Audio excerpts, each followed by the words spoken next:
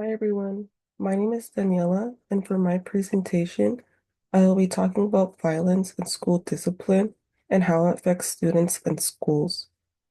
In the chapter that I read, it talked about violence, discipline, and control in schools and how they affect students' safety, learning, and growth. It showed different ways schools use discipline and explains the results, both good and bad, that come from these choices. We will be taking a look at how schools try to keep things under control, what happens when students act out, and how serious problems like bullying or gang activity can make it harder for students to learn. This slide focuses on how schools are used to control behavior and prepare students for their place in society. They don't just teach academics, they also sort students into roles based on how well they follow the rules and succeed in school. There's also a big debate on how discipline should be done.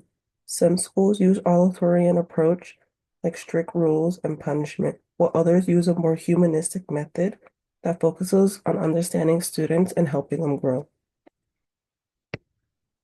Violence and discipline in schools. Research indicates that violence in school settings remains a serious concern, with statistics showing that many children and adolescents are impacted by gun violence. In addition, bullying continues to be a widespread problem that contributes to unsafe learning environments. Issues such as bullying, the presence of weapons on school grounds, and the victimization of students all highlight the challenge schools face in maintaining safety and discipline. Studies also show that school violence is more prevalent in urban areas and is particularly noticeable in schools with ethnically diverse student populations. These findings emphasize the importance of addressing both social and structural factors when considering discipline and safety in education.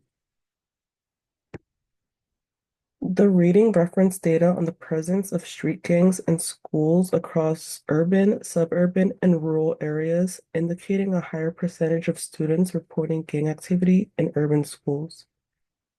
The image that I have on my slide is a survey data showing that street gangs are more common in urban schools. Black and Hispanic students report seeing more gangs than white or other students.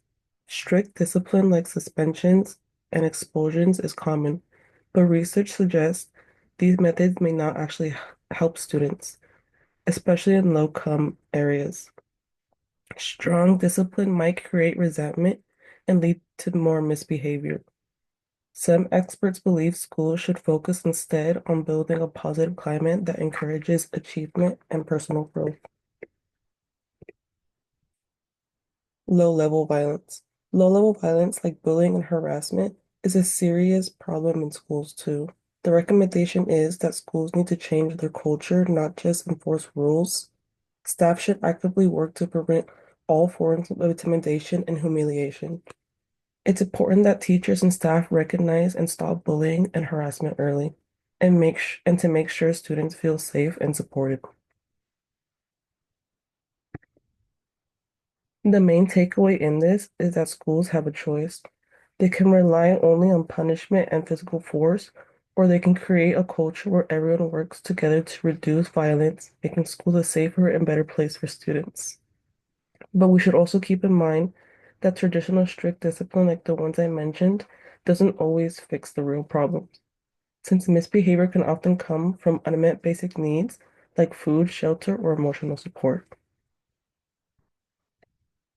To wrap up my presentation, I have discussed how schools play a major role in shaping student behavior through discipline and social control.